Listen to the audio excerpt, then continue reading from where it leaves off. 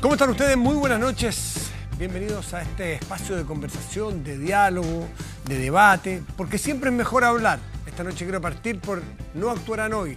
Consuelo Saavedra, que está fuera del país por labores profesionales, así que sin duda la echaremos de menos, pero tenemos una mesa nutrida, amplia.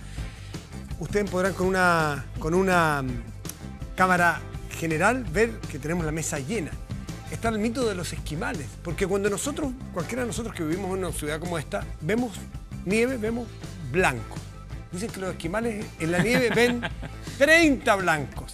Cuando uno se pone desde afuera al Frente Amplio, ve el Frente Amplio. Pero cuando uno se mete adentro, si yo fuera esquimal, vería muchos frentes amplios. Carlos Ruiz, director de la Escuela de Departamento de Sociología de la Universidad de Chile, dice que uno como de los inspiradores, uno de los oráculos del Frente Amplio, de la izquierda. Buenas noches, gracias por estar aquí. Buenas noches. Gracias, Carlos. Gracias por la invitación. Javier, ¿así es? Así es. ¿Es uno de los oráculos? Sí. Espere que lo presente. Javiera Parada es una de las fundadoras de Revolución Democrática y es casi o ex o qué de Revolución Democrática, candidata, iba a ser candidata a diputada. Javiera, muchas gracias por estar aquí. Gracias a ustedes por la invitación. Tú definirás después cómo te presentaríamos mejor, cómo te presentarías tú misma. Militante de Revolución Democrática. Fundador y militante, Militante de para base. no meter las patas. Militante de base, totalmente. Y tenemos a un todavía candidato presidencial del Frente Amplio, Alberto Mayor. Alberto, gracias por estar aquí. ¿Qué tal, Matías? Muy buenas noches. Buenas noches. Y Vlado Mirosevic, que es diputado del norte, del extremo norte de nuestro país. De Arica, siempre Arica. ¿Y tú eres ariqueño además? Ariqueño. Ariqueño. Y es del Partido Liberal. Muy buenas noches, gracias por estar aquí. Buenas noches, Matías, chicos y chicas. Yo quiero partir por la noticia, porque siempre manda. Y para que no esperemos mucho rato, yo le quiero preguntar a Javiera qué pasó. Y antes yo quiero recordar, te agradezco a mi editor que me lo recuerda, que si hablamos de Frente Amplio debería estar en alguna silla, por aquí quizás, Beatriz Sánchez. No nos vamos a cansar de invitarla. Vamos a invitarla todas las semanas de aquí en adelante a ver cuándo salta la liebre y la podemos tener aquí, porque quisiéramos tener a Beatriz Sánchez sentada en esta mesa, pero esta vez o no pudo, o no quiso, o estratégicamente no es el momento. Todo muy respetable. Las campañas van progresando según sus propios diseños lo establecen. Así que ya la tendremos aquí. Por ahora tenemos una nutrida y potente mesa. Javiera Parada, cuéntanos qué pasó con tu candidatura. Hoy día Carlos Peña habla de esta iglesia de la nueva izquierda, por así decirlo. Bueno, con mi precandidatura en Revolución Democrática, en el último Congreso Estratégico, decidimos que íbamos a ir a disputar todos los espacios institucionales y hemos estado levantando candidaturas para cores, para diputados, bueno, para presidenta, la Sí. Beatriz. Y hay un proceso, hay un mecanismo que terminaba con la votación del Consejo Político el pasado lunes y mi precandidatura fue rechazada por el Consejo Político recién electo y por lo tanto ya no soy precandidata, pero sigo siendo militante de RD y seguiré trabajando en todo el espacio. ¿Te la pensaste? Porque en un momento se especuló y tú mismo dijiste que estaba en duda tu militancia. A ver, nosotros llevábamos trabajando 3 meses en el Distrito 8, que es un distrito muy grande, y habíamos desarrollado un trabajo muy interesante con la gente del distrito, con militantes de RD, con el resto de la lista que se está armando, donde hay precandidatos del movimiento autonomista, del Partido Poder, de Ucamau, y la experiencia estaba siendo muy rica, muy interesante, porque yo quiero decir que el Frente Amplio, más que esto que está aquí en esta mesa, también es mucha gente que se está sumando, vecinos, vecinas que no han militado y también ex militantes de otras orgánicas. Y ese trabajo estaba yendo muy bien, estábamos levantando agendas muy interesantes, la experiencia fue muy rica y evidentemente cuando uno le dicen que algo que ha estado construyendo se para, uno pasa unos momentos de shock. Pero como dije en la declaración y ahí está todo dicho, el mecanismo, el procedimiento que Revolución Democrática se había dado, resolvió que esta precandidatura no iba y bueno, no va y yo sigo aquí trabajando y seguiré trabajando por la construcción del Frente Amplio y por el triunfo en noviembre de todas nuestras fuerzas. ¿Te sentiste en algún momento víctima de un puritanismo político, de una nueva fuerza como inmaculada, que no puede cometer ningún error? Tú, aparentemente, no, hasta donde se sabe, no cometiste ningún delito, sino una falta, no tienes procesos pendientes con la justicia, no estaba establecido en los reglamentos internos de Revolución Democrática que si pasaba lo que a ti te pasó, tú no podías ser candidata. ¿Te sentiste víctima? A ver, no, me he sentido víctima en otras ocasiones de la vía. Pero, además, te pregunto por esta. No en esto. Mira, yo no estoy de acuerdo con lo que resolvió el Consejo Político y así lo manifesté en una conferencia de prensa el día jueves, ya que hubo mucho movimiento mediático. Y no estoy de acuerdo, yo no creo que las personas que nos dedicamos a la política tengamos que tener estándares morales y éticos más altos que el resto de la sociedad. Creo que nosotros somos parte de la sociedad, creo que yo cometí una falta grave, creo que fue una irresponsabilidad lo que hice. Y así lo reconociste en un principio. Y de hecho el proceso sigue abierto, no está cerrado, pero yo no creía que eso fuera objeto para bajar una candidatura que, como acabo de decir, estaba agarrando mucha fuerza. Pero ese es el mecanismo que nosotros nos dimos y yo respeto los mecanismos. Estábamos justo hablando antes con Blado que en el Congreso o en el encuentro que ellos tuvieron, la mitad de las discusiones son procedimentales, porque para eso uno se da procedimientos y una vez que uno aprueba esos procedimientos, no hay más que someterse a ellos. Yo no estoy de acuerdo, lo dije en la declaración, pero creo que ahora la conversación sobre el Frente Amplio tiene muchas más cosas sobre las que hablar. Que sí, sin duda, sin duda. Pero quería partir partir por esto y a partir de eso descolgarme que el Blado o Alberto o Carlos, ¿cómo le responderían ustedes hoy a Carlos Peña? Que es un tema que está dando vueltas hace un rato, que este grupo de izquierda se torna a ratos un poco difícil de entender por justamente este puritanismo, esta cosa como no hacerse cargo de la historia, que todo lo que hubo para atrás fue malo, que de aquí en adelante se hacen cosas con otros estándares. ¿Cómo le contestarías, Carlos Ruiz, a Carlos Peña? Hay dos cosas.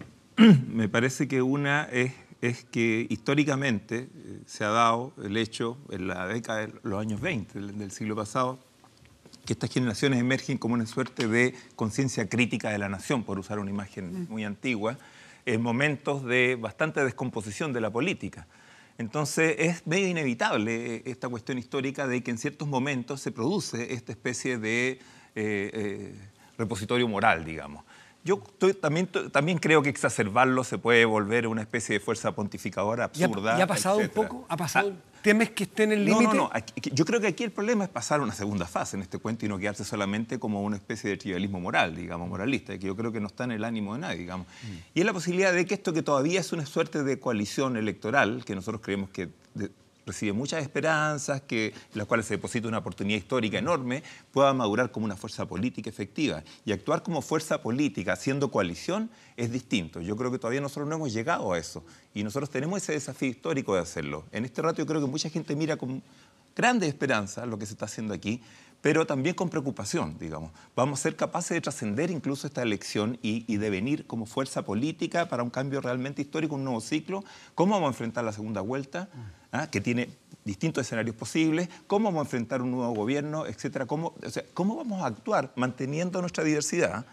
Porque esto no implica aplastar la diversidad, pero sí encontrar formas de procesamiento de esas distintas expresiones que... Como lo hizo la concertación en los 90, desde 80, la diversidad. Incluso iba a decir al revés, en los 80. ¿Cómo empieza el diálogo social cristiano, digamos, que es tan difícil? ¿Cómo terminaron socialistas y demócratas cristianos trabajando? Desde los 80 es un proceso larguísimo. Nosotros estamos recién empezando a andar ese curso y ya estamos cruzados por una situación electoral. Entonces, la posibilidad de que toda esta cuestión se vuelva loca solamente por elecciones y por cupos y por cuestiones y que esa sea toda la vanidad de esta conversación es bastante fatal para la posibilidad de que esto sea realmente un proyecto histórico. Alberto Mayol, ¿a ti te parece que a veces han corrido riesgo de estar demasiado cerca de este subirse al púlpito, de ser estos pontífices de la moral? No, yo creo que es correcto darle un contenido político a la problemática ética en Chile hoy día.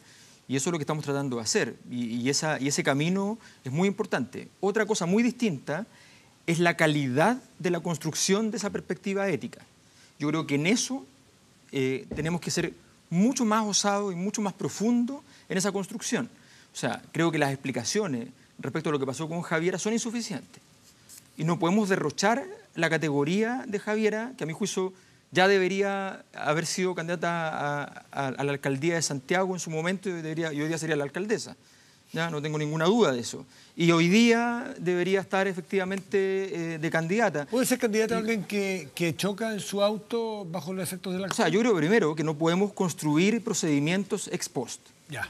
Eso es un elemento básico de cualquier mínima convivencia, ¿ya? Hay elementos al caso de Puente. Antes, si hubiese estado, ¿tú serías partidario de ponerlo como prerequisito, no tener un problema como el que tuvo, una falta como la que cometió Javiera? Yo creo que si no hay delito, no tiene fundamento. Ahora, yo creo que, insisto, aquí hay una serie de... Por ejemplo, vamos a tener que enfrentar ahora, ¿ya?, una serie de desafíos procedimentales que tienen un componente ético también, ¿ya? El desafío procedimental, ayer el Partido de Igualdad, por ejemplo, proclamó una precandidata presidencial, Marcela Díaz, a quien le damos la bienvenida a las precandidaturas del Frente Amplio. A la carrera. A la carrera. Bueno, resulta que esa precandidatura ya va a tener que entrar en el debate.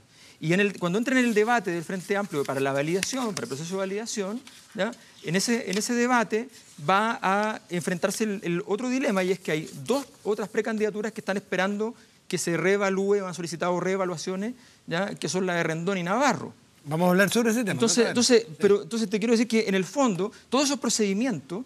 Ahora, hay una cuestión que es obvia. Nosotros estamos construyendo una coalición que entró a primera división en muy poco tiempo, ¿ya?, y la estamos construyendo, y esto no tiene 300 días.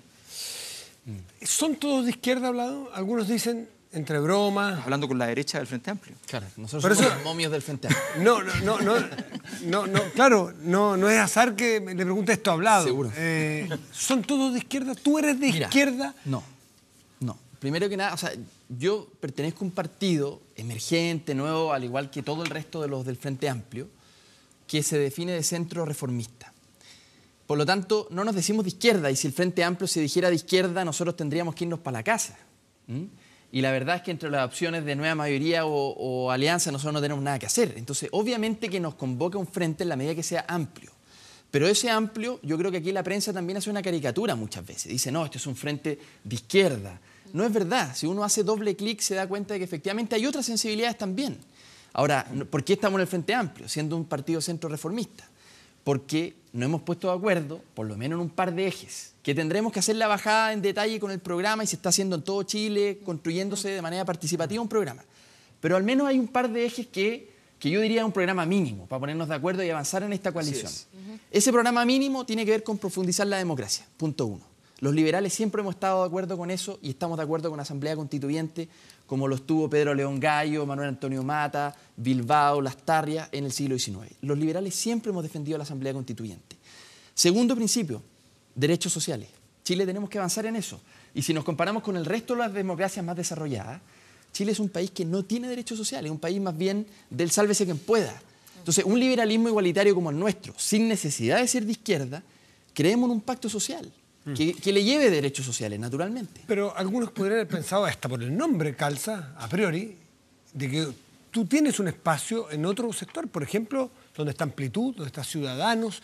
¿Qué te hace estar con Alberto en este momento, que es un precandidato? Podría estar Beatriz aquí también. Yo creo que eso que tú citas es pasado metido en latas nuevas nomás, pero ¿qué? Es naftalina. ¿Qué cosa? Lo de Amplitud y Ciudadanos. Totalmente. ¿A qué te refieres? Vieja derecha. Sí. Vieja derecha. Vieja derecha que no es capaz de pararse dentro de este Chile profundamente transformado que hay hoy. O sea, de liberales no tienen nada, ¿crees tú? O... Político, liberales políticos. ¿Sí? No, porque el liberalismo Liberales económico es otra cosa. claro, Liberales, sí. claro. Pues ¿Liberales políticos? Nada. O sea, la derecha chilena tiene tanto de liberalismo político como la Concertación tiene de socialdemocracia. Nada. Sí, es que yo creo que el eje en Chile, o sea, ese es uno de los problemas. El eje está tan neoliberalizado que cualquier fuerza política que exija cosas que nadie se le ocurriría llamar en Europa o en sociedades más desarrolladas de izquierda, en Chile son pasadas como de izquierda. ¿Pero qué ven distinto ustedes en Blado y su partido respecto de Ciudadanos, por ejemplo? No, No, peor mucha todavía. diferencia. No, pero ¿cuáles? ¿Más que mucha o poca? ¿Cuáles? Yo voy a hacer Juguemos una tengo absurdo notada. aquí. A ver. Un absurdo. Lo que está diciendo Blado está a la izquierda de la Concertación. Exactamente. O sea, construir un pacto social, legitimar esos intereses en un diálogo vinculante para construir las políticas sociales es una cosa que no se ha hecho en los últimos 25 Pero esos son años. procedimientos, diálogo, forma, no, el pero en carácter el social fondo, de la en las política. ideas. A ver. Pero Explícalo tú mejor. efectivamente, estar a favor de una asamblea constituyente o estar a favor de derechos sociales, eso puede parecer de izquierda en Chile, pero de verdad, en Chile tenemos una, y aquí yo creo que los medios de comunicación juegan un rol. Los rótulos. En Chile tenemos una discusión mirándolo en el ombligo. Vamos a la discusión de Europa. Nosotros estamos en la Internacional Liberal y participamos permanentemente con los holandeses. Oye, la discusión allá es otra cosa. No tiene nada que ver con este Chile que está muy derechizado. O sea, decir en Europa que la educación pública es un bien de consumo primero, que lo dice la derecha chilena, no lo dice de esa manera, pero lo defiende así, yo lo veo en el Congreso toda la semana. Y segundo, creer que la educación pública es un bien reemplazable, en Chile la derecha lo cree, en Europa es una abominación, nadie lo cree, ni siquiera la derecha europea. ¿A ti te parece más liberal el Alberto Mayor? Los peores enemigos de la educación pública en la última reforma estaban en el PPD. Así es. Bueno, también. Entonces, lo que yo quiero decir... Pero en materia de políticas públicas, ¿te parece más liberal Alberto Mayor, por ejemplo, que Andrés Velasco? No, yo creo que, bueno, con respecto a Andrés Velasco en particular, con respecto a Amplitud, primero que nada, nosotros tenemos punto de vista de la libertad del individuo. Una gran diferencia con Amplitud. Yo creo que ellos van a terminar apoyando a Piñera y eso para nosotros es una cosa que desde el día 1 nos cerró las puertas de conversar con ellos porque yo creo que van a terminar haciendo eso en la práctica. Con respecto a Andrés Velasco, hay algunas cosas que tenemos coincidencia, pero a mí me ha extrañado mucho la incapacidad de apoyar la reforma tributaria. Y uno puede esconderse en las cuestiones técnicas de la reforma tributaria, pero en la práctica me da la impresión de ellos que de fondo estaban, la consideran indeseable. Y segundo, la reforma laboral. No veo por qué, y créanme, cualquier liberalismo igualitario en Europa habría defendido esta reforma laboral, esta reforma tributaria y quizás mucho más.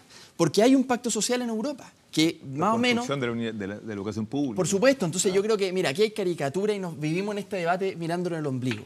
Un social liberalismo. Miren lo que pasó en Francia. Macron, que pasó a segunda vuelta. Es un social liberal. Y ese social liberal, si tú lo ponías en Chile, por supuesto que estaría mucho más de acuerdo con el Frente Amplio. Por supuesto. Por supuesto. ¿Macron estaría en el Frente Amplio? ¿Un banquero de Rothschild estaría en el Frente Amplio? Carlos, ¿estaría Macron en el Frente Amplio? Solo para continuar con diferencias con Ciudadanos. Yo creo que el compromiso que tienen el Partido de los Liberales al que pertenece Blau con la democracia y la profundización democrática, que no es simplemente una cuestión de forma, o sea, esa cuestión de forma conlleva un fondo, que es, como decía Carlos también, cómo uno construye en conjunto lo que van a ser las políticas públicas, las decisiones sobre el presupuesto, etcétera, etcétera. Ciudadanos ha sido incapaz de apoyar profundizaciones democráticas importantísimas en Chile en los últimos años. ¿Para qué decir la Asamblea Constituyente? Javiera, pero la izquierda en Chile se ha caracterizado, así en lo macro, por más bien ser más partidario de instituciones desde el Estado que la libertad del individuo, ¿no es cierto? Son como los dos grandes ejes. Por eso un liberal es complejo que esté con esta izquierda. Social liberal, ojo, social liberal. Nosotros somos parte de una corriente. Primero del liberalismo chileno del siglo XIX, Bilbao, Las Tarrias, esos de facho no tenían nada. No tenían nada, era un liberalismo progresista. Era la izquierda de la época, hablado. Era la izquierda de la época. Se llamaron la izquierda, ¿no? Era la izquierda de la época. Pero era el progresismo al menos, era el progresismo de la época. Y segundo, nosotros somos parte de una tradición que en el resto del mundo está súper extendida y que está basado en John Rawls, en Dworkin, que son en el fondo autores que dicen, mira, aquí es necesario un pacto social. ¿Ese pacto social le lleva a mercado? Por supuesto que le lleva a mercado. Cuestión que es muy distinta al neoliberalismo en Chile. Confundimos neoliberalismo con libertad de mercado. No es lo mismo. Hay muchos países en el mundo que tienen libertad de mercado, pero que no son neoliberales, que tienen un pacto social, que tienen derechos sociales y que no confunden el mercantilizar como en Chile la educación, la salud, las pensiones. Si hasta las pensiones están mercantilizadas en Chile. Entonces, en el resto del mundo, esa discusión ya está bastante zanjada. Entonces, no es raro que un Frente Amplio considera sectores social liberales como nosotros, de centro reformista, con sectores de izquierda, que bueno, tenemos un pacto, tenemos un programa común. Después en adelante, por supuesto, en el final del proyecto sociedad podremos tener diferencias, pero Matías, este punto tienes aquí que has introducido, que sería bueno no soltarlo tan rápido. Esta aparente incoherencia, ¿no? No, es preguntar... Porque si nos ponemos con las definiciones clásicas de izquierda y derecha, claro, la izquierda tendría que decir más Estado, más Estado, más Estado. La contraposición entre el sí y el no, que dan origen a esta última oleada de 25 años, fue un poco la idea entre la pelea entre el Estado y el mercado, digamos. Unos decían, entre las privatizaciones y la dictadura, vamos a reponer más Estado. Resulta que los presupuestos en salud, en educación han crecido 4 y 5 veces y crecieron para subsidiar una acumulación privada que se hace sobre la base de la mercantilización de esos derechos sociales. Entonces tenemos una paradoja. A más Estado no hubo más igualdad. Y por el lado de la derecha tenéis la otra cuestión, lo que tú citabas, la libertad, ¿no? Asociada al mercado. Resulta que también tuviste más mercado y tampoco tuviste más libertad. Entonces el individuo que anda en la calle pedaleando solo su vida no tiene ni más igualdad por el lado del Estado ni más libertad por el lado del mercado. Entonces es lógico que se baje de esa política. Hoy tenemos casi un 70% de gente que no quiere votar.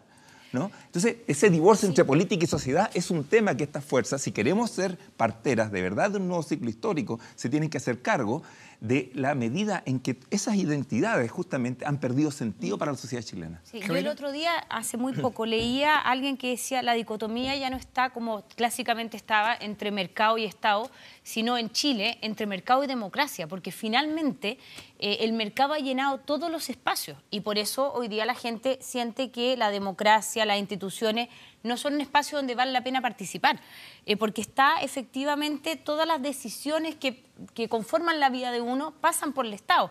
Las pensiones, la educación, la salud. ¿Qué rol asignan ustedes al mercado, Alberto Mayoli y Javiera? A ver, pero es que aquí hay una definición que es clave y que también explica mucho, a mi juicio, la confluencia de todas las fuerzas políticas acá.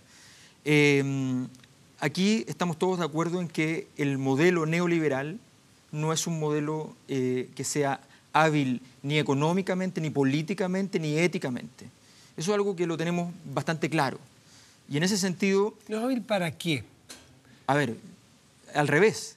La pregunta es... Porque yo te podría decir a cambio que este es el país más neoliberal de Latinoamérica y este es el país que tiene... Del mundo, o del mundo, pero pongamos Latinoamérica y es el que tiene... ¿O no? ¿Tú no estás de acuerdo que sea el más neoliberal? Lejos, ¿no? Y del mundo. Y es el que tiene los mejores registros de progreso social en educación o en coberturas. Cobertura. Bueno, pero no es poco, en agua potable, en pavimento, en pelearle o en bajar los índices de pobreza. Bueno, porque hicimos... A ver, Es decir, tomamos- tan mal no le ha ido. Tomamos Esa todas discusión. Aquí hubo un ciclo de crecimiento Claro. enorme. Compartido por el En los resto- años 90, por el sí, resto un de ciclo de países crecimiento. Pero a Chile le fue mejor Ahora, que el resto. La distribución de los frutos de ese ciclo de crecimiento es lo que deja mucho que desear. O sea, bajo la concertación se produce un mayor nivel de concentración de la propiedad y la riqueza que todavía el que había sido heredado de la dictadura. Entonces, esa dicotomía no está tan ausente Entonces, ni hay una- pasada de moda respecto de, el otro día lo decía alguien, creo que la propia presidenta en una entrevista, crecimiento versus distribución. Es que no, es que eso, está, Yo eso creo es que un error. esa dicotomía también está mal planteada. Esa dicotomía es falsa, ese es el gran problema. Nosotros nos tienen convencidos de que si vamos a distribuir no vamos a crecer. En el modelo, en un modelo extractivista, en un modelo neoliberal, si tú presionas produciendo distribución, efectivamente baja la inversión. Pero si tú puedes perfectamente aumentar la capacidad de inversión de otras maneras. Hoy día tienes capacidad vía la propiedad social. Por ejemplo, si tú conviertes todo el sistema de AFP en propiedad social y no en propiedad privada que administra la propiedad social, que la AFP lo que es eso, es una captura privada de la propiedad social, ahí tienes 200.000 millones de dólares para invertir. Pero hoy día se van a la bolsa. Y eso no necesariamente se traduce en productividad. Mucho de ese dinero se va a créditos de las mismas personas que son los propietarios de esos fondos. Eso lo explicó Y Laura. Y le Una cobran vez. 60% al año y resulta que te pagan a ti un 7% el año bueno. Entonces, evidentemente, tú tienes una presión de la inversión que se complejiza cuando te dicen tú tienes que cumplir los parámetros del Banco Mundial para que haya inversión. No necesariamente. El caso ecuatoriano fue un aumento de la inversión gigantesco, sin problemas macroeconómicos, con inversión pública y aumento también de la inversión privada, al mismo tiempo con empresas nacionalizadas a la mitad. Entonces, hay muchas alternativas. Yo creo que en ese sentido... Chile y Ecuador, tú lo dijiste una vez que te entrevisté en la radio, te pregunté cuál es el modelo que más te gustaba el ecuatoriano y vi cifras después de Chile y Ecuador cuando partió Correa, que es el modelo que te gusta a ti. ¿Cómo estaba Chile y Ecuador? Estaba muy parecido y Chile le sacó muchos cuerpos de ventaja en todo índole de desarrollo social a Ecuador hoy día. Lo que pasa es que tú haces una inversión... A ver, lo que pasa es que aquí si tú cuentas los años, si tú cuentas... Aquí se hizo todo, y esto lo sabe cualquier persona en Chile, se hizo todo para los libros del Banco Mundial. Tenemos las pensiones mínimas que tenemos en Chile están 7.000 pesos sobre la línea de pobreza. Entonces no hay pobres, por 7.000 pesos no hay pobres adultos mayores. Entonces cuando tú haces eso, es una falta de ética enorme, porque te estás inventando un cuento. Fíjate que, por ejemplo, en protección social, en Chile está lleno de gente que tiene que hacer completadas para poder pagar un cáncer y hacer otro tipo de soluciones de salud. En Estados Unidos, el 17,1% del PIB va a salud. En Chile estamos en el 7,8%. ¿Cuánto ha crecido la inversión en salud en Chile en los últimos 20 años? ¿Cuántas veces se ha multiplicado? Claramente ha crecido. ¿Tiene que ver con la cantidad de plata que le pone o con la eficiencia con que administra? No, ¿a dónde Pero la estamos hablando de destinas? Estados Unidos, no te estoy hablando... ¿A dónde la destinas? ¿A dónde la destinas? No, porque tú estás haciendo una comparación de inversión, de cuánto del PIB inviertes. Y aparentemente, según lo que se ha dicho, no es un tema de inversión, porque no mejora la productividad ni la atención a la gente más pobre en salud. No, ¿sabes por qué? Entonces eso es muy simple. Resulta que las personas que menos se enferman son las personas más ricas. Por supuesto. y las personas más ricas cotizan en un sistema privado que no es solidario. Las personas más pobres cotizan en un sistema solidario entre los pobres y son los que más se enferman. Si tú atiendes al 15% más rico con el sistema que es privativo y al 85% más pobre con el sistema solidario, adivina qué, el sistema solidario está desfinanciado. Es obvio. Claro, ahora yo creo que, primero, como ir a la pregunta original, no por estar en el Frente Amplio cada uno pierde su identidad de origen. ¿Cuál es tu identidad respecto de Revolución Democrática o de los movimientos autonomistas, de izquierda? Mira, nosotros lo he definido claramente, nosotros somos un partido social liberal, de centro, laico, muy laico y reformista. Y eso, en el fondo, no es Correa precisamente nuestro modelo. Más bien, nosotros... ¿Cuál es tu modelo? Mira, nosotros decimos, miremos a países que lo han hecho. Holanda, Dinamarca, Noruega, esos países han logrado un pacto social. ¿Propiedad social? No ¿Con mucha sé si propiedad social? Nosotros no creemos que haya que Pero socializar los medios de producción. No estamos diciendo eso. Lo que estamos diciendo es, el pacto social ¿Tú sí, Alberto? le lleva Sí, claro. mercado. A ver, No, nosotros es que no. hay una diferencia muy interesante. No, nosotros no. Repite Nosotros- la frase, ¿no creemos que qué? Nosotros no creemos que hay que socializar los medios de producción. Nosotros Alberto. nosotros sí creemos en la propiedad privada, pero ojo, creemos en un pacto social. Es decir, para nosotros no es una contradicción. Y de verdad, miren esos países, por favor, miren Holanda, miren Noruega, miren Dinamarca. Lo que han hecho es un pacto social que le lleva derechos sociales, porque si no hay derechos sociales y no hay condiciones igualitarias de base, ¿cómo podemos hacer el ejercicio real, efectivo de la libertad, Exactamente. si es que hay condiciones demasiado distintas y asimétricas? Entonces, esos derechos sociales, y también le lleva mercado. Y esos países son países muy competitivos, con mucha productividad, y en buena hora que así sea. Además, los derechos sociales hay que financiarlos. Entonces, qué bueno que haya crecimiento. Nosotros queremos reinterpretar el crecimiento. Pero no es crecimiento al estilo en la derecha chilena, que es solamente el chorreo. En la búsqueda, eso no funciona, en la ya hemos búsqueda visto de, que no funciona. en la búsqueda Y que además amenazan cada vez que va a haber un cambio. O sea, ahora se quieren cambiar las pensiones, que es un sistema que cumple con múltiples funciones, excepto con asegurar pensiones, que debería ser un derecho de todos y todas las ciudadanas de Chile. Y tenemos un sistema que se preocupa, por un lado, se supone que de dar pensiones, por otro lado, de paliar la pobreza y por otro lado, de mantener el sistema económico de Chile. Entonces, no puedes como... Cada vez que uno habla de asegurar el sistema de pensiones, salen los dueños de las AFP a rugir y es una discusión que casi no se puede tener. Uno dice, vamos a hacer reformas políticas, vamos a cambiar la Constitución. Ah, no, va para el crecimiento. Y aquí estamos sin poder discutir porque los dueños del capital en este país hacen y deshacen lo que quieren. Ahora, la prueba es que no son solo los dueños, porque aquí hubo reformas planteadas como que a uno le parezca que están planteadas y la inversión cayó a niveles históricos como no había caído mucho tiempo, y los índices de crecimiento de la economía, que lo pagan los más pobres, así como le gusta a Alberto hacer el ejemplo en la salud, los que están pagando este frenazo en la economía son los más pobres en este país. Entonces, ¿cómo hacerlo para plantear un Estado más social? Lo hicieron contra sin sí, generar? Pero un gobierno que lo hizo contra Entonces, sí. ¿cuáles son las fuerzas que desestabilizan? ¿Cuáles son las fuerzas que especulan con la estabilidad de este país? Esos inversionistas. Las decisiones grandes de inversiones se toman en muy pocas manos, por favor. No es un diálogo social ni algo muy participativo, ni siquiera transparente. Entonces, Mira, apenas hagas algo que no me gusta, o el sistema Así es. político que responde a una deliberación legítima, toma una decisión X, yo inestabilizo esta situación. Mira, formemos O sea, inversión inmediatamente. Oye, la cultura democrática entonces es muy básica de esa gente. Ustedes ven Es una aquí como democracia una suerte de complot. semisoberana. Democracia semisoberana, eso se llama democracia Así es. semisoberana. No, yo creo No lo hemos logrado en yo creo Chile un poco, todavía. tratando de hacer el ejemplo, el ejercicio del esquimal, de ver varios blancos en una muralla de nieve, que no es fácil. Y tienen todavía más nombres para nombrar. Nosotros solo tenemos puertas, no tenemos muros, Matías. Unas puertas blancas de nieve, de estos iglú, de varios iglú. Tú planteaste que no socializar los medios de producción y Alberto dijo sí. Yo te quise interrumpir, pero quiero que Alberto diga... Yo no, me lo enredaría más todavía. A ver, Yo creo que como especie humana todavía no sabemos qué rayo quiere decir eso. Yo viví en el socialismo, viví en Cuba. Lo más parecido que conocemos a socializar los medios de producción y a socializar el poder es estatizarlo, que no Sí. es lo mismo.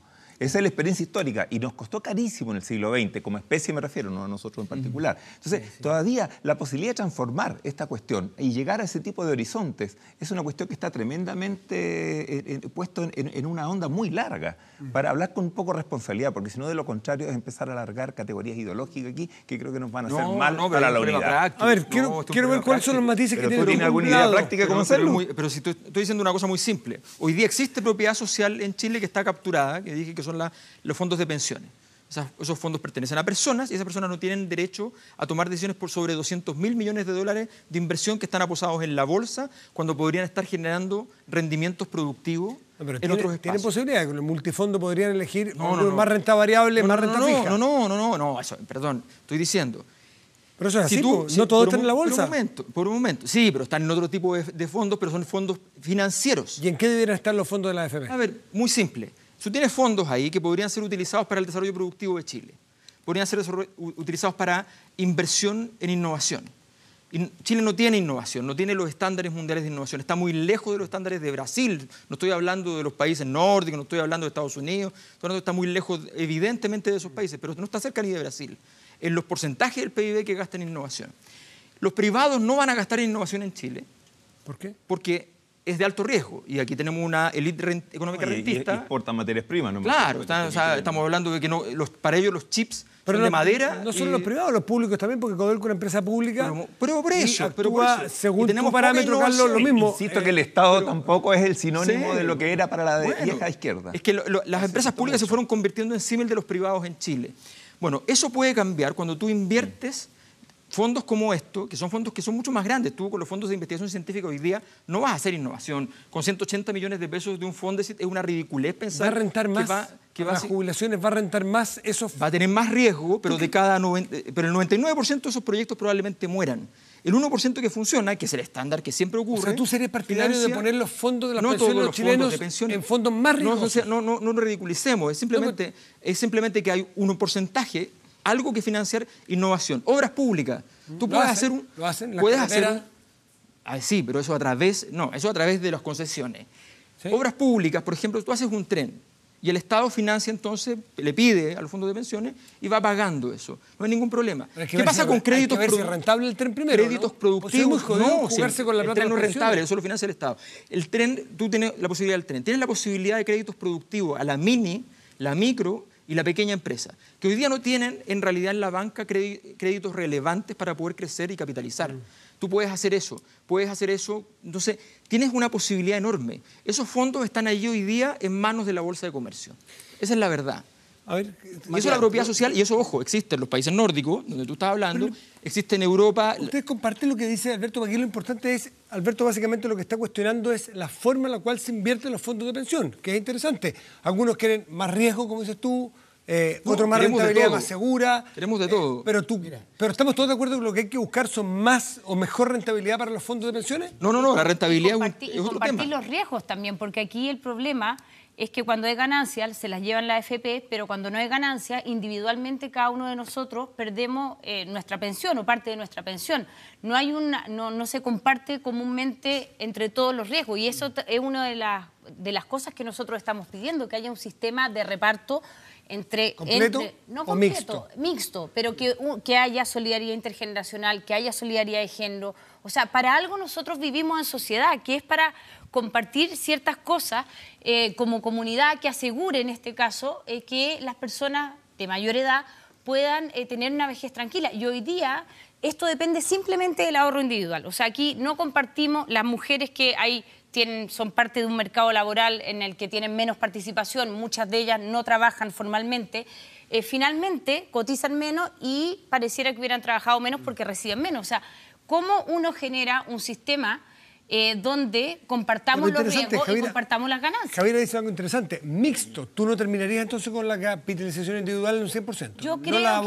Yo creo que donde funcionan los sistemas de pensiones son sistemas mixtos, donde hay pilar solidario, donde hay sistema de reparto y donde hay también capitalización individual. ¿Estás de acuerdo con que hay un porcentaje? Yo creo que uno debería poder elegir dónde poner sus fondos de pensión. ¿Qué piensa el resto? De todas maneras, aquí hay que pensar en un sistema mixto. ¿Cuál es el problema de Chile? Es que la seguridad social está satanizada. O sea, hablar de seguridad social se confunde con estatismo. Ese es un tremendo error, pero de verdad, por favor, seamos precisos. La seguridad social es necesaria para un pacto social, mínimo. En el resto del mundo, pero de verdad, todas las democracias modernas lo tienen.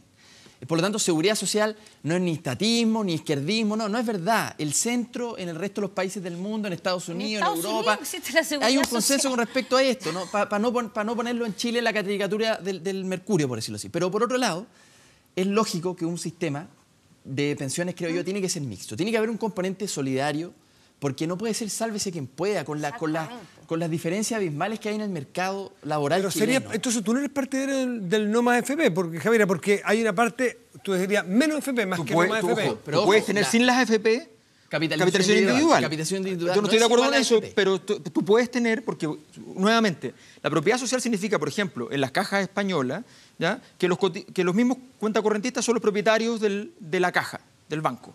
¿Ya? Aquí sería lo mismo. ¿Qué pasa si sacamos la FP? Las personas que cotizan pueden ir y elegir, los propietarios de los fondos particulares de cada persona, pueden elegir, por ejemplo, en una votación un directorio que administra, que no te va a cobrar un 14%, que es lo que cobran hoy día, que es una locura, por un trabajo de Pisa y Pizarrón, ¿ya? Que es moderadamente sencillo. El 1,4% es lo que se cobra del salario y el 1,4% del fondo de pensiones es el 14%. Pero sí, no, la comisión. Hasta donde yo sé, un 4% solamente de cada salario, no te cobran porcentaje por el fondo que administran. Bueno, pero si tú te entregas el 10 y te cobran el 1,4% del salario, ¿cuánto te están cobrando? Del fondo no cobra, hasta donde yo sé, no cobran del fondo, pero te están cobrando una cifra que es equivalente al 14% de tu fondo cada mes. Oye, Matías, pero... ¿Al 14% del fondo? De tu fondo, lo que tú entregas cada mes, el 14% va a comisión. No, entre 0,5 y 1,4, hasta donde yo sé la FP es más barata y más cara, pero da lo mismo. De hecho, originalmente por ley tenía un mínimo, pero felizmente... Pero da lo mismo, pero quedémonos capitalización individual. ¿Tú crees que un mixto, un poco capitalización individual, más seguridad social, mejor pilar solidario, probablemente? ¿Tú también crees mixto, completamente. Mixto. No quiero satanizar ni la seguridad social, ni la aquí vemos un suerte matiz. ¿Tú, Alberto, crees que...? Yo creo que reparto, pero hay que mantener los fondos privados de las personas en sus manos a través de este procedimiento en el cual se sigue aumentando, generando este fondo, pero ya sin que la cotización vaya acá, sino que va a sistemas de reparto solidario. Y esto sigue creciendo, este fondo, a través de las inversiones que se vayan haciendo. Full reparto, tú, no mixto, entonces. Es que en la práctica se va a convertir en mixto cuando lleguen esos fondos a las personas también cuando se jubilen, esos fondos privados que vienen en ahorro. Pero a la larga, efectivamente... Hay que garantizarle el 8% de rentabilidad que ha tenido el sistema de pensiones hasta aquí. No ha tenido ninguna garantía al respecto. No, pero hasta aquí ha dado el 8. Bueno, pero todo indica que van a bajar porque tiene menos uno hay algunos años. Yo he perdido varias veces. El sistema lleva en torno al 8, todo indica que va a tender a bajar. Sí. Si es estatal... ¿Tú te das cuenta de las condiciones que estamos discutiendo? ¿Tú eres partidario? No. ¿Del fondo? Quiero sentar un presente. ¿Cuál es tu mixto o...? Tu vejez es una mercancía fantástica. Y una mercancía fantástica hecha en nombre de la libertad. Una libertad de la cual tú no tienes ninguna capacidad de operar. Es decir, tú careces de soberanía, de capacidad de determinación sobre tu vejez en un nivel atroz. Y esto se hizo en nombre de la libertad. Entonces te está diciendo recién Blau, o sea, esto se hace en países que no podríamos acusar de norcoreanos, oye, y hacen otro tipo de... Entonces, ¿qué es lo que pasa? O sea, ¿qué es lo que nos pasa? Yo quería volver al punto por donde partimos. ¿Qué nos pasa en la discusión con esto? ¿Entiendes? Y entonces todas las opciones son estas. Tú estás aquí, tú estás allá, ¿dónde te vas a correr tú? O sea, vuelvo al tema del iglú, ¿eh? Sí. O sea, discúlpame, o sea, estoy en contra de que hay ciertas formas de la reproductibilidad humana que estén mercantilizadas al nivel que lo están en Chile. En lo que han convertido la educación, que es un pilar básico de cualquier modelo de desarrollo, es un absurdo para que cualquier país pueda crecer sanamente y no tenga que seguir reventando las materias primas, ¿no? Y si no te gusta, entonces me manda a cambiar con las inversiones, como dices tú. O sea, ¿cuál es el diálogo que hay aquí? Yo creo que esa es como la pregunta, como cuál es la densidad de la democracia que hoy día no podemos discutir sin que se satanice esta discusión, algo que fue decidido en dictadura, sin ninguna deliberación colectiva, a la que fue obligada en la práctica la gente a pasar a este sistema privado.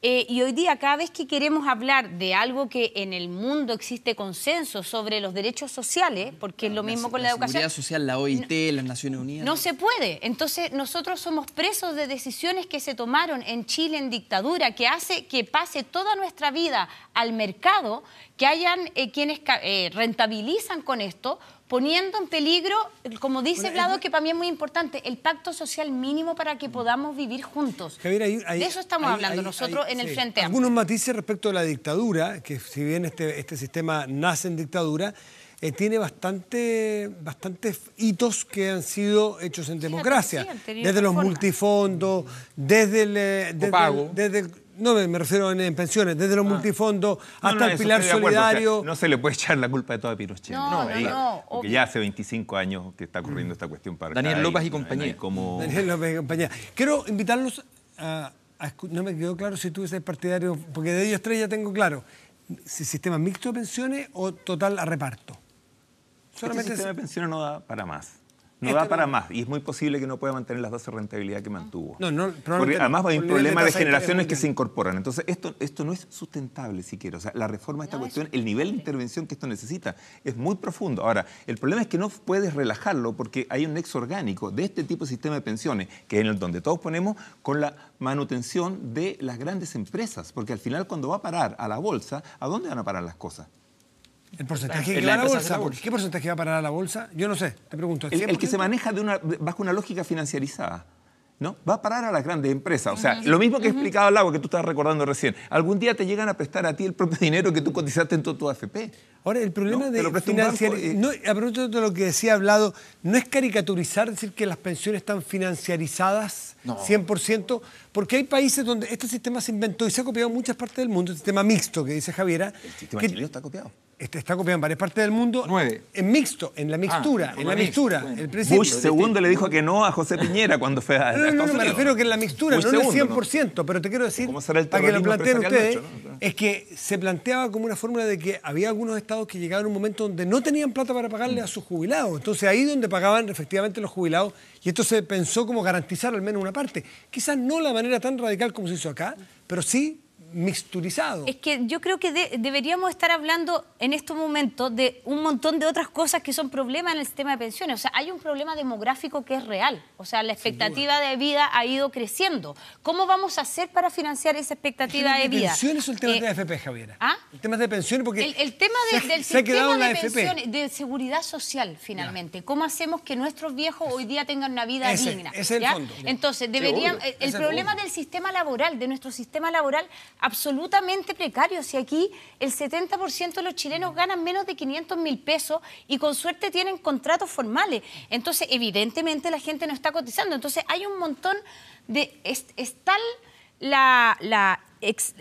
extremo el sistema chileno, mercantilista en todo, que finalmente tenemos que ponernos a discutir cuestiones demasiado estructurales, porque estos temas que son importantísimos no podemos entrar a discutirlos todavía. ¿Y por qué no puede ser mayoría? En un gobierno del cual tú en algún momento representaste, por ejemplo, hoy día tiene la mayoría total en ambas cámaras. ¿Por qué poder decir, o la historia de alguna manera va a decirle en momento, ¿cómo que no pudieron? Si tienen la posibilidad de dialogar, discutir, votar y aprobar reformas como las que se han aprobado, por ejemplo, ¿es legítimo a esta altura decir que no se puede dialogar ni hacer cambios?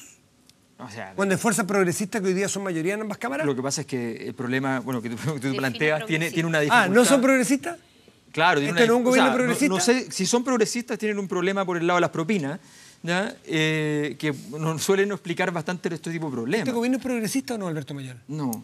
Javiera, ¿este gobierno progresista? Yo creo que el programa que tenía este gobierno y algunas de las reformas que se han hecho sí son progresistas, y yo creo que desde el gobierno de Patricio Aylwin, efectivamente, o sea, del gobierno de Salvador Allende, es el gobierno más progresista que ha tenido Chile. ¿Es eso suficiente? No. Cuando tú quieres discutir cambios estructurales al sistema educacional y tienes dentro de los mismos partidos que iban a hacer eso a dueños de parte del mercado educacional, es muy difícil hacer esas reformas porque estás atacando el bolsillo de algunos ¿Crees que este es un gobierno progresista o no? Sí, yo creo que en algunas cosas sí, pero mira, yo he apoyado la mayoría de las reformas del gobierno, no siendo parte de la nueva mayoría, ninguna intención de serlo tampoco. En otras he sido muy crítico y he votado en contra. Pero, sin embargo, quiero explicar lo siguiente. Cuando se plantea este programa en Chile de reformas, son reformas súper razonables. Obvio. Mira, yo tenía una discusión... Básicas, dices. Básicas, es que básicas. Mira, yo tenía esta discusión con... ¿Plantearlas o cómo se hicieron? No, como se hicieron en otra discusión, pero las reformas que se hicieron aquí no son reformas de izquierda. Mira, la reforma educacional En el fondo lo que hizo fue decir, en la educación vamos a tener unas reglas del juego públicas. Usted puede ser un proveedor privado de educación, pero van a ser reglas del juego públicas. Pero en la práctica significa más plata para la educación subvencionada. Entonces, yo tenía esta discusión hace 3 semanas atrás con el primer ministro Holanda y le decía, en Chile hemos tenido una discusión sobre si es que se le pueden fijar ciertas reglas del juego público, como no seleccionar a un proveedor privado. Pero él me decía, pero recibe la plata pública. Pero ¿cómo no se le va a poder fijar las reglas del juego? Aquí nosotros le fijamos las reglas del juego hasta la privada que no recibe plata pública. Entonces, esta discusión... ¿Tú serías partidario de los privados que no reciben plata pública? Fijarle también las reglas del juego. Yo creo que la educación no es un bien de consumo y la educación, por tanto, requiere de ciertas reglas distintas a las reglas del mercado. Es decir, si usted quiere vender raquetas de tenis, libertad total. Yo en eso no comparto el punto de Alberto. Yo creo que tiene que haber libertad de mercado. Estoy de acuerdo con la raqueta de tenis. Yo no veo al empresario... Unámonos al respecto. ¿En más raquetas de tenis? No hay ningún problema. Yo no veo... ¿Qué piensas distinto a Alberto allí? Yo no veo que el Estado tenga que tener un rol empresario.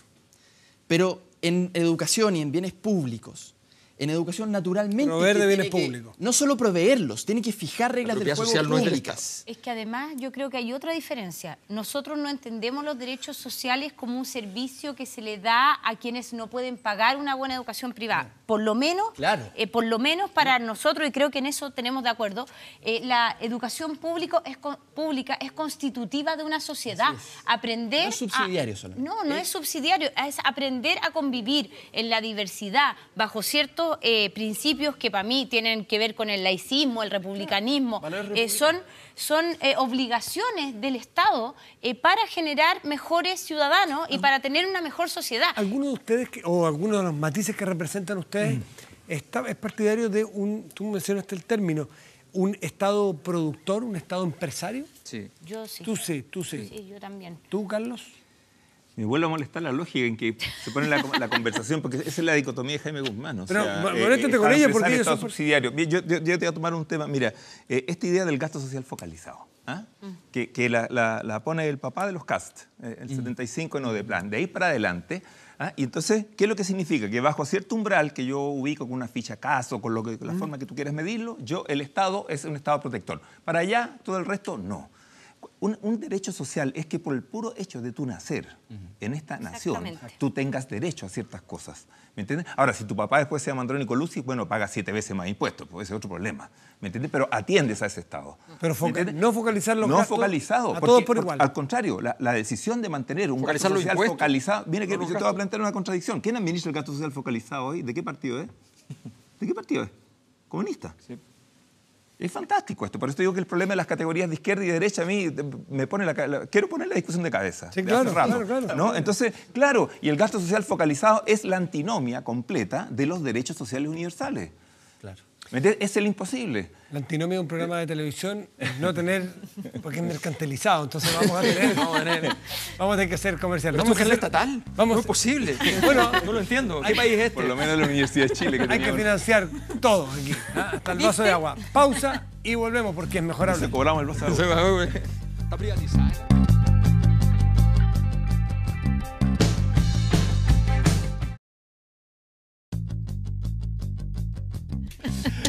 ¿O no?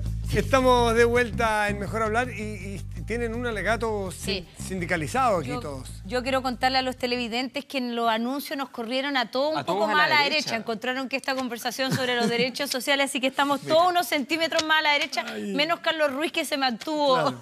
Tiene que ver con los tiros de cámara para que queden mejor. Vamos a pensar que fue eso. Y algunos que alegan aquí que está mal planteado, mal equilibrado algunos telespectadores este panel, porque son todos de izquierda, de eso se trataba. Acaba de explicar varias veces. María, yo lo he dicho, yo no soy de izquierda. Mire, además. Y además, mira, en el Frente Amplio también está el Partido de los Verdes, que tampoco se declara ideológicamente de izquierda. Que es la lógica de los 90, que hay que poner 2 de derecha, 2 de izquierda, o 2 de centro. La exclusión política. Claro. A ver, yo quiero entrar a temas más cortos y rápidos para ir más que una discusión que ha sido muy interesante, pero por ejemplo, sueldos. Javiera Parada, tú hablabas de los sueldos que sin duda el promedio en Chile, el sistema laboral. ¿Qué debería hacerse en no es fácil hacerlo, en 2 o 3 medidas? O si tú, Alberto, después te paso la pelota a ti, si fuera en gobierno, ¿cuáles son las medidas fundamentales ya para mejorar efectivamente el salario de los chilenos, que está a muy mal traer en promedio? Chuta, yo no sé cuáles son las 3 medidas que habría que hacer, pero yo creo que pasa, o sea, primero por regularizar un mercado que está totalmente desregularizado. Por otro lado, yo creo que hay que subir la carga impositiva en Chile. O sea, yo creo que es bien impactante el tema de los impuestos y pedirle a los empresarios que suban los sueldos. O sea, yo creo que aquí el nivel de diferencia entre los sueldos de los más ricos de Chile y de los menos ricos es brutal. Ya, pero dejarlo al pedirle, o sea, dejarlo No, como la hay que libertad. legislar, Por hay eso, que ¿qué legislar. medidas tú, Alberto? ¿Cuáles serían tus primeras bueno, yo medidas creo- para mejorar crecimiento y empleo si fueras presidente de Chile? A ver, es que vamos al empleo primero porque son Sí. cosas diferentes. El tema del empleo, primero, el sueldo mínimo que tenemos hoy día efectivamente no tiene relación con el ingreso per cápita que al menos decimos tener respecto al país. Por tanto, tenemos que subir el sueldo mínimo y creo que sería importante, siempre hay mecanismos para poder saltarse la fila, pero se reducen bastante cuando uno pone dentro de cada compañía un salario máximo de diferencia. O sea, es decir, 10, 15 veces, eso se discute, ¿ya?, respecto a lo que es el salario mínimo. Entonces, si el salario mínimo es 350 en una compañía, entonces el salario máximo no va a poder ser más de 3,5 millones, por ejemplo, ¿ya? Entonces, Poner techo. No puede nadie ganar más de 3,5 millones, no, por ejemplo. no. El techo es proporcional al ingreso mínimo. Si tú quieres subir el sueldo del que está más Sí, te arriba, entiendo, pero- le subes el sueldo que está más abajo, que es algo obvio porque la productividad es de todos. Entonces es algo bastante lógico. En segundo lugar, hay un aspecto también que es muy importante en Chile, que tiene que ver con la posibilidad de generar impuestos, tú lo decías bien. Aquí en Chile no hay impuestos a la acumulación. Y está lleno de acumulaciones que no son productivas, que no generan ningún valor agregado. Por ejemplo, cuando uno ve la family office de los grandes grupos económicos, esas personas llegan y de repente consolidan propiedades, departamentos, casas. Tienen 1.500, 2.000 propiedades. Eso encarece el uso del suelo, eso no produce ningún valor. ¿Cuál es el límite? Y no ¿Dónde queda el se le límite? paga impuestos, no cobran impuestos por algo que es rentismo puro y duro, que no produce valor en Chile y no es inversión. Y es una cantidad enorme de dinero puesto en eso que además produce una segregación urbana enorme. Tiene lleno de defectos, está lleno de posibilidades para hacer eso y ese es un camino muy potente. Pero Evidentemente... eso no es muy libertario. Pero, a ver, Vlado, déjame un segundo. Déjame que agregar Vlado- una cosa que yo cambiaría de nuevo la óptica. A ver, sí, quiero volver a bien, desordenar. está bien. El salario es una relación de fuerza entre dos actores sociales. Unos que están hiperorganizados, tienen universidades propias, tienen colegios propios, reproducen sus élites, tienen centros de estudio, etc. Negocian por ramas. Y hacia abajo tienen a los trabajadores prácticamente impelidos de negociar, de articularse, etc. Entonces, aquí estamos diciendo que el salario se empieza a regular en condiciones de pacto social. Implica que tienes que esos actores también nivelarlos en sus derechos para organizarse Totalmente. también. De lo contrario, todavía no se ha podido hacer. la cancha en que se está jugando aquí está Está mandando a gente desnivelada. a mandar, claro, Deja que Vlado me conteste respecto de lo que estaba hablando Alberto, que le voy a poner algunas muecas cuando pone, por ejemplo, máximos, que yo quiero buscar, perdónenlo por feo, Sí, quiero está buscar bien, matices está bien. para que la gente en su Voy casa... a ir a las diferencias, pero solo para responder la primera pregunta Las 7 sobre diferencias. empleo y crecimiento. Sobre empleo, tenemos dos déficits. Sindicalización, por una parte. Chile es un país con baja sindicalización y 10%. eso afecta directamente los salarios. O sea, En democracia. miremos los países, Menos que con Pinochet. desarrollados, En democracia. los países europeos que tienen alta sindicalización van aumentando sueldos. Pero, y un segundo problema, productividad. Entonces hay que hacerse cargo de las dos dimensiones. Que más productividad y más sindicalización. No son contradicción, ojo. Pero más sueldo, porque Hay que Javiera decir, decir, perdón. pedirle a los empresarios que paguen más. No, Tú pero dices, espérate. a través de Pero productividad, ¿o no? No hablo de pedir como un favor, sino que hay que exigirlo. Pero yo creo que lo que dice Pero no es a través de la yo creo que productividad lo que ganárselo. dice Yo Vlado creo que y lo son que dice ambas. Si Carlos, todo el mundo desarrollado lo ha hecho a través de las dos pero cosas, productividad y sindicalización. es que lo que ¿Cuál pasa es el problema? hoy No es día contradictorio. hoy día los trabajadores en Chile no pueden participar de decisiones que atañen directamente a los trabajadores. O sea, hay países como en Alemania que los sindicatos participan de los directorios de las empresas en las cuales trabajan. Por lo tanto, toman decisiones que tienen que ver con el devenir de esa empresa.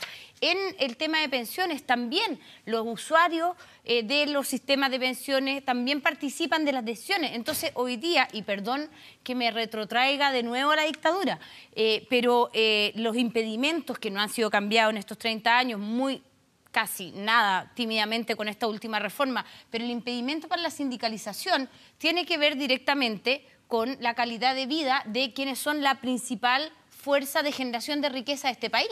Ya, pero Vlado, contéstame directamente lo que dijo Alberto, que quiero ver cuáles son los matices Bueno, de pensamiento. hay que ver. Yo no Máximo en salario, por ejemplo, proporcional. ¿Le puedo hacer una pregunta al lado? Vaya, ¿Le puedo hacer una a ver, pregunta al lado? Porque, por ejemplo, la productividad, dices tú. En Chile, el ingreso per cápita es de $20.000.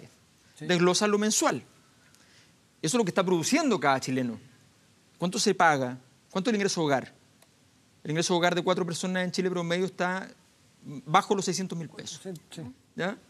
Y resulta que, y si tú miras eso no son los $20.000 per cápita repartidos mensualmente en cada uno de los chilenos. Por tanto, la productividad de cada chileno es bastante mayor de lo que se está pagando.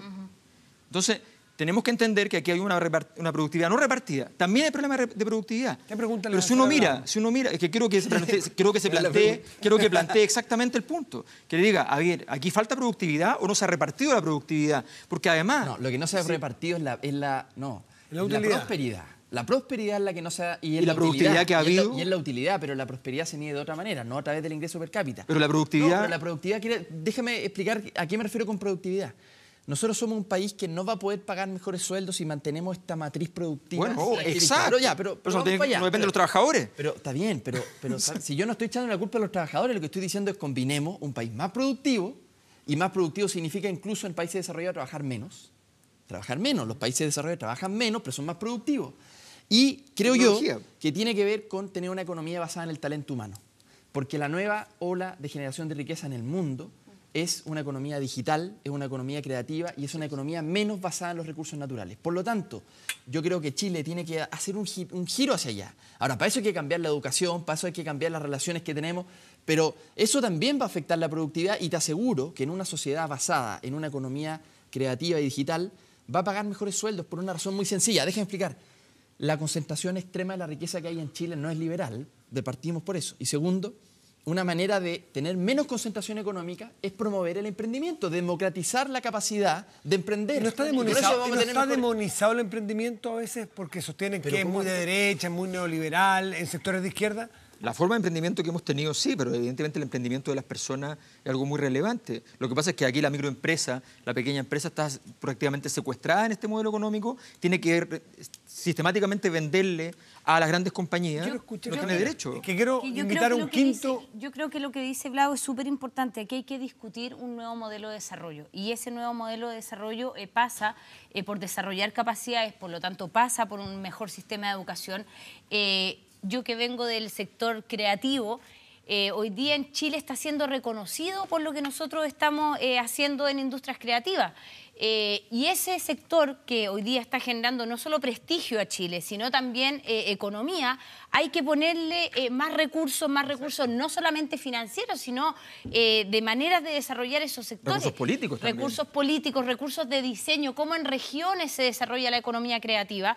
Somos famosos en el mundo hoy día por nuestra arquitectura, por nuestros videojuegos, por el cine. En la industria del videojuego en el mundo es más que la del cine. Además. Quiero invitar a esta mesa de manera virtual a una persona que quizás le gustaría estar en el Frente Amplio, pero que le ha costado estar en el Frente Amplio. No son pocos. A ver.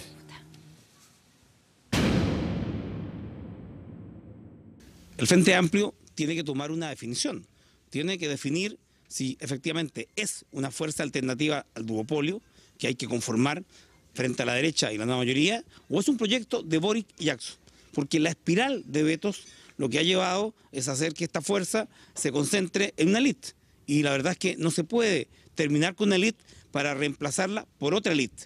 Si no hay primarias legales, vamos a competir en noviembre con Beatriz Sánchez. Queremos primarias legales para que sea la ciudadanía quien defina y no la cúpula.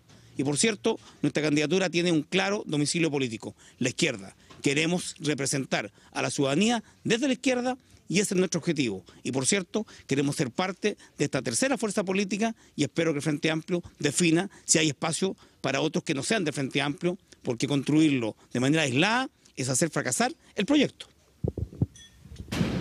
Quiero darle la palabra a Carlos Ruiz porque los indican como uno de los padres ideológicos de este Frente Amplio, muchos. Entonces, Navarro dice que es una espiral, que es la nueva élite, una espiral de vetos, que es la nueva élite. ¿Te sientes padre de esta nueva élite? Yo. El oráculo, el padre. No, porque te escuchan mucho, te leen mucho. Nada que ver con... Porque hay que hacerse cargo de lo bueno y de lo que los critican también. Los critican mucho de estar convirtiéndose en una nueva élite que también segrega, que también veta. Yo no me siento parte de ninguna élite, pero... Pero corresponde a la Navarro. Sí, sí. A ver, quiero ir al tema, que lo mencioné al principio. La discusión, lo que se está hablando mucho, excesivamente dentro del Frente Amplio, y lo que se habla fuera sobre el Frente Amplio también, es demasiado el tema electoral. Y esto en algún momento se convierte en una plataforma para que todos se suban arriba y desaten su carrera, digamos, sencillamente. Y eso es una fuerza que todavía recién se está constituyendo, incluso está tratando de resolver problemas como los que tú estás tensionando en esta mesa con tu pega de periodista, ¿no? Entonces, ¿qué es lo que ocurre con esto? O sea, no tenemos todavía garantizado el hecho de que podamos ser una fuerza política, que podamos sobrevivir a esta elección. A mí me preocupa mucho más eso, y no escuché a Navarro en ningún minuto referirse a eso, ¿no? Sino sencillamente yo dónde me pongo, yo dónde compito, porque yo dónde soy. Y sabes que de eso estoy muy aburrido de estar escuchando, porque entonces sí, la verdad, honestamente, me suena más eso a un conservadurismo concertacionista de ver la política reducida a eso, que a la posibilidad de que esto pueda emerger. Y te lo digo con la total libertad de que no soy candidato a nada. A ustedes, Javier, tú eres parte de la élite, Alberto, Vlado, son parte, bueno, tú parlamentario, y de pronto una élite bien ganada porque los votos, pero ¿se siente parte? ¿Tú fuiste víctima de alguna manera del sectarismo? Yo primero quisiera negar que aquí existan vetos. Lo que aquí existen son procedimientos, que yo creo que, como decía Alberto hace un rato, estamos todos disponibles a revisarlos cuando nos damos cuenta que los procedimientos que nos hemos autodado no responden a una realidad. Y creo que todas las fuerzas van a revisar cuando un procedimiento que ha dado un resultado que nos tiene incómodos Javiera, se pueda revisar. ¿qué procedimiento se ha saltado Rendón o Navarro? ¿Por qué no los dejan entrar a la competencia? Pero Rendón se votó su candidatura y no se consiguieron los votos y habían partidos que tenían razones para no votar por él. Rendón ha salido, creo, de una de las fuerzas que conforman el Frente Amplio hace muy poco. Y yo, en lo personal, aquí no hablo a nombre de nadie, espero que esa decisión se revise. ¿Tú crees que Rendón y Navarro debieran estar en las precandidaturas? Mira, yo creo que todo quien quiera estar de este Frente Amplio... Mira, mi experiencia en terreno, que supongo que es la experiencia de Vlado, de Alberto y de Carlos, la experiencia en el territorio es mucho más grande y rica que la discusión hoy día de cuáles son las siglas que conforman el Frente Amplio. Hay mucha gente que tiene la esperanza puesta en nosotros porque hay temas hoy día que no salen en los diarios. Del tema del derecho a la vivienda, por ejemplo, que en el Distrito 8 es un tema, y en todo Chile, fundamental, que hoy día ha salido a la palestra por la desregularización enorme que hay en Estación Central, pero la cantidad de allegados que hoy día existen todavía en Chile que no tienen su casa, ese tema no sale en los diarios. Esos son los temas que el Frente Amplio quiere levantar, más allá de qué sigla estén o no están. Les ha costado. Esos son los temas que cualquier político debería estar hablando. Vivienda, educación, salud, esa es la política. Pero disculpa. No, pero es que hay un punto que tú tocaste que es súper importante y que lo quiero decir aquí.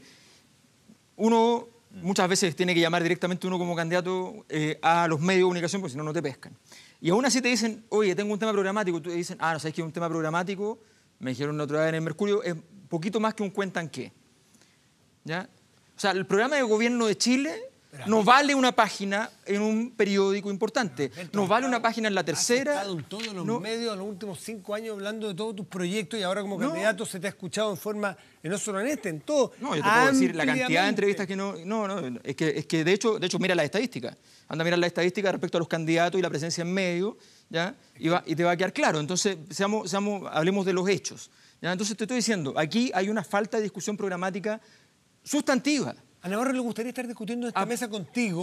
Claro, yo me tomé un café con Navarro, con Rendón. Él quiere estar en para poder dar una señal política potente. Deben estar ellos en primaria. Que ellos estén en la primaria. Y a mí, y al mismo tiempo, Rendón me estaba diciendo todo el rato que si él entraba, lo único que iba a hacer era hacerme pedazo. Y yo le dije, no hay problema, compadre, vamos y hagamos que explíquenme ustedes que son del Frente Amplio por qué Navarro y Rendón no pueden estar en la primaria. Porque el problema, yo ahí estoy claramente en la oposición respecto a lo que está pasando. ¿Quién puede explicármelo? Tú no, porque tú estás de acuerdo en que deben entrar. No, yo estoy de acuerdo con lo siguiente, quiero ser bien claro. Aquí la diferencia entre un procedimiento y un veto es muy simple. Si el procedimiento no es un veto, tiene una explicación pública y razonable. No que diga no cumplió los parámetros. Y eso es lo que estamos esperando. Y lo mismo pasa con el caso de Javiera. Hay una explicación pública y razonable. ¿Ya? Toda coalición tiene todo el derecho a decir, ¿sabe qué? Esta persona no pertenece a... O sea, si yo me presento a la nueva mayoría, me van a decir, ¿sabe qué? Disculpe, pero no. Es cosa de leerlo y sabemos que usted no pertenece a... Sí, lo que pasa es que los que estamos afuera en general de todo grupo y partido uno se pierde porque hay tanta izquierda. Está la izquierda, aunque ustedes se van a reír de mí, del Partido Socialista y el PPD. Probablemente se ríe porque no les parece la izquierda, ¿no es cierto? Ya no nos da risa, ya no nos da risa. Ya no da risa, ya les da qué. No, ya da tristeza nomás. Está a la izquierda el Partido Comunista y el PRO, que firman ahora proyectos juntos o propuestas juntos. Está a la izquierda Frente Amplio. Ahora está a la izquierda de Navarro, o sea, 4 izquierdas. Y uno de los movimientos más grandes como Revolución Democrática, 1.492 personas votaron, 85% de abstención. Entonces, esta izquierda que habla mucho, pero una izquierda que al momento de convocar le cuesta mucho. 85, tu partido, 85% de abstención. Y se podía votar ¿Votaron para qué? web, ¿Votaron para qué? En la elección Para la del nueva partido. Sí, Mira, exacto. ahí está las elecciones de tu partido, Javier, explícanos.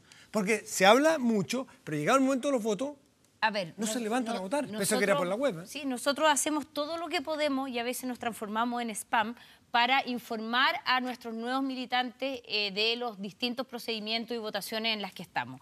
Y con poco éxito, porque aquí el problema de la participación es un problema cultural General, claro. que no afecta solo a los partidos. Ahora nosotros hacemos cada día lo que está en nuestras manos y más por incentivar no solo la participación adentro de la Revolución Democrática, sino en esta conversación no me que es cabe una, ninguna duda que es porque una te sigo, conversación- te veo y te escucho.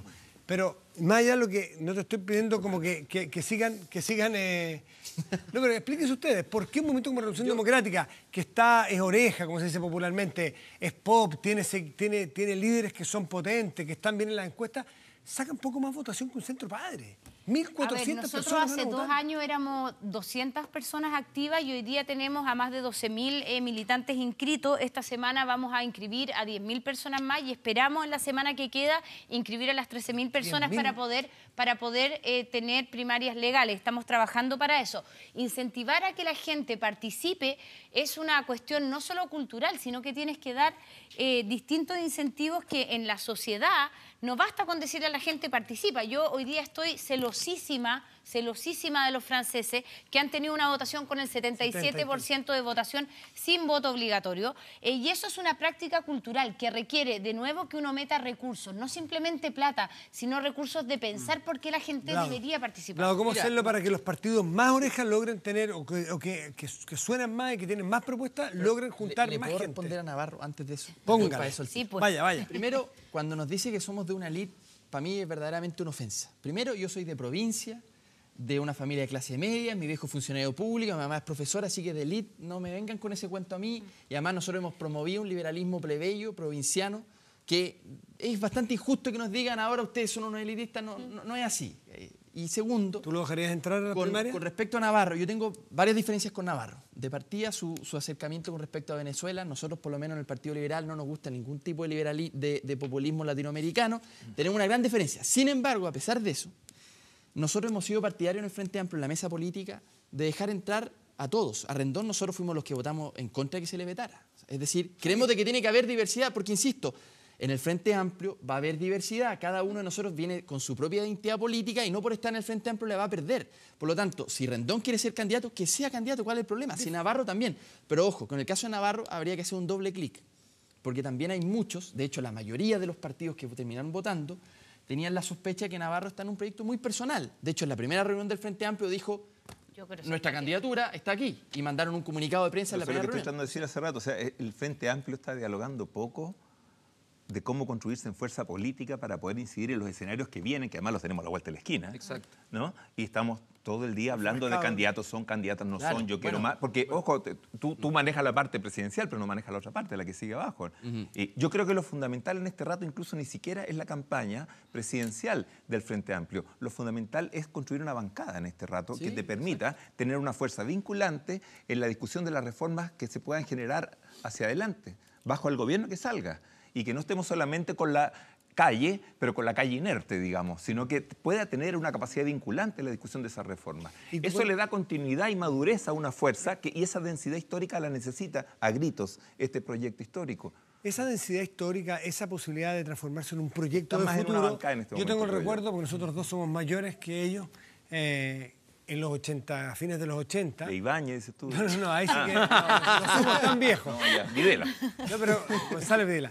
No, a finales de los 80, cuando se transformaba en este proyecto político, cuando estábamos en dictadura, no se permitía nada, nada, y se transformó en partidos, en agrupaciones, en proyecto político, la Alianza Democrática, la Concertación.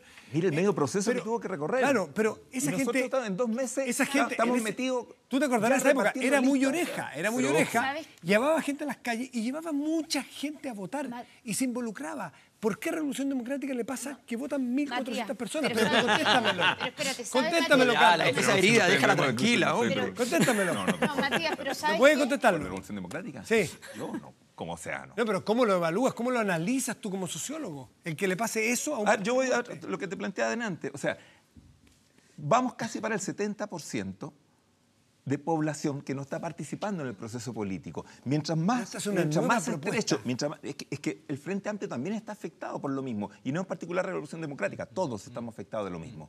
¿Ah? Una vez hicimos una investigación en la Universidad de Chile, estábamos juntos, Alberto, Atria, Baño, Garretón, otros, hicimos en el 2010, antes de empezar, y había una muy alta propensión a la movilización, pero una muy baja propensión a la asociatividad. La gente se moviliza, pero después no quiere asociatividad, no quiere compromiso. Entonces, y eso es por el desgaste que ha tenido la política. O sea, esta fuerza nace en un contexto de debilitamiento y de desprestigio general de la política. Y eso, de alguna manera, también nos cruza y nos atraviesa a nosotros. Por eso me parece que es muy insano que toda nuestra discusión esté centrada en cómo nos repartimos solamente cupos parlamentarios, cuestiones, etcétera, circunscripciones. ¿Tú querés decir algo, Javiera? Perdón. Sí, quiero decir 2 cosas. Primero, que nosotros como Frente Amplio estamos enfrascados en un proceso participativo inédito en Chile, que es la construcción participativa del programa. Esto comenzó a finales de marzo, se han desarrollado creo que más de 60 encuentros programáticos en las diversas comunas, se van a recoger todas las propuestas que hay, se van a estandarizar, van a ser devueltas a la ciudadanía con carga fiscal y con las reformas legales que necesitan, y en un plebiscito que vamos a organizar como Frente Amplio vamos a decidir en conjunto cuáles son las reformas o cuáles de esas propuestas van en el programa.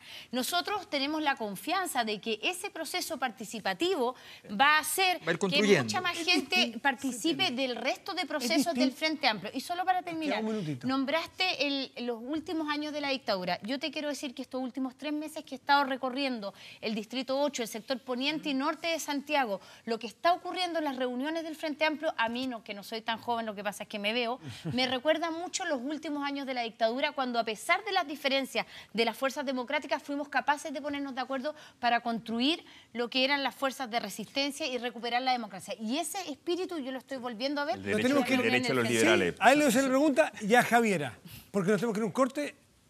¿Por qué votar por... Ustedes votan por Beatriz Sánchez, los dos. No, ¿Por qué por no Beatriz todavía, Sánchez? no todavía. No todavía, pero ya está decidido, ya. ¿Por Tiene qué? que votarse. Es que para entender, porque la gente que está en su casa que se interesa al Frente Amplio. Bueno. ¿Por qué, Javier, tú también? Ya. ¿Por qué votan por Beatriz Sánchez y no por Alberto Mayol? Y después te voy a comentar a ti por qué votas por ti y no por Beatriz Sánchez. Bueno, nosotros, Breve, porfa, que sí, tenemos que ir a un nosotros corte. nos acercamos a Beatriz Sánchez después de mucho buscar, porque creemos que es una mujer chilena que nos representa mucho y que ha planteado con mucha claridad desde hace mucho tiempo temas que para nosotros son muy importantes. ¿cuáles? ¿Cuál es la Derecho a la diferencia? pensión, los Él derechos también. de la mujer. Bueno, nosotros creemos ¿Por que... qué prefieres a la Beatriz Sánchez versus Alberto Mayol? O sea, no es que prefiera a la Beatriz Sánchez. Nosotros creemos que la Beatriz tiene una capacidad de comunicar nuestras ideas muy grande y mucho más grande que las otras personas a las que ¿Por qué habíamos votas pensado. por Beatriz Sánchez y no por Alberto Mayol? Bueno, Es la derecha del tiene Frente que votarse la ve a la todavía derecha? tiene que votarse todavía en el Consejo General del Partido Liberal, pero lo más probable es que terminemos apoyando a Beatriz Sánchez, y la explicación es la siguiente: nosotros creemos en el modelo del Frente Amplio uruguayo, es decir, un frente que es realmente amplio. Hay sectores de centro en el Frente Amplio uruguayo, hay un partido liberal también, incluso está hasta la democracia cristiana. Sí. Entonces, lo que quiero decir es, nosotros creemos que Beatriz representa mejor un modelo de un frente en donde que sea más transversal, más ciudadano. Y con militantes y del creo frente. que, a diferencia legítima de Alberto, que representa más bien un frente amplio pero de izquierda.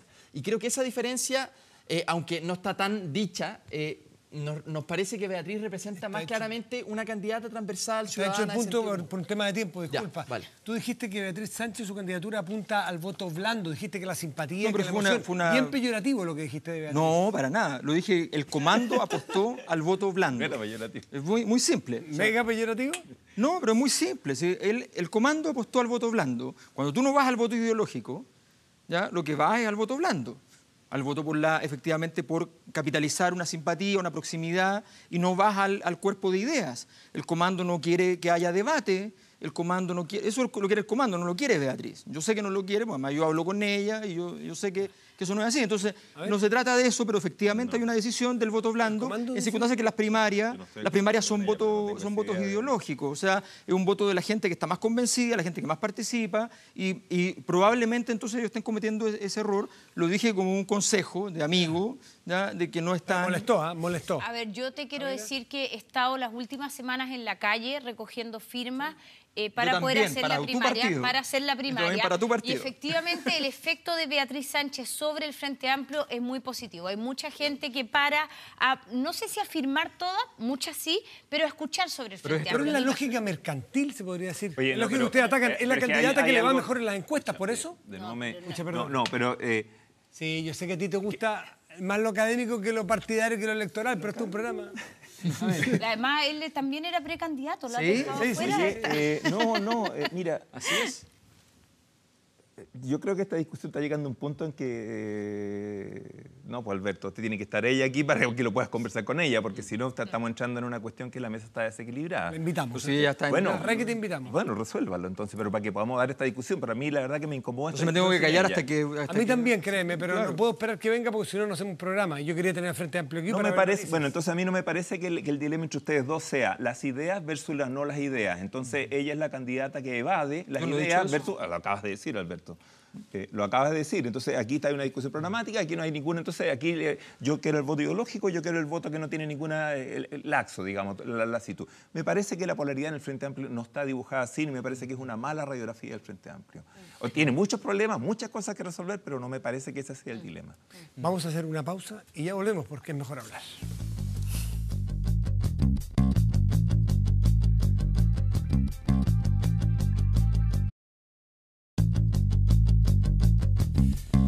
Que son más liberales que nosotros ustedes. Seguimos en esta suerte de especial de exploración al Frente Amplio y es el momento de los libros, ya lo revisaron, ya saben cuál va a elegir cada una.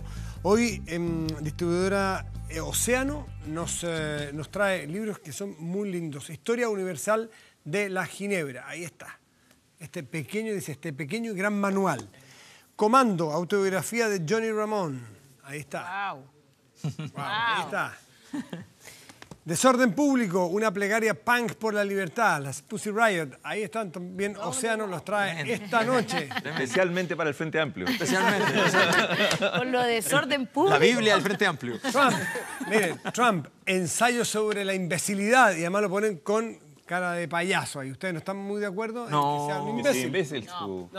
No, imbécil ha llegado demasiado arriba para ser imbécil. Sí. Puede que no te guste, pero ser imbécil... No, está difícil. No está muy de acuerdo tampoco. Ahí está entonces este ensayo de Aaron James. Y este último, Kate Richards, Gus y yo. Fíjese, la historia de mi abuelo y mi primera guitarra.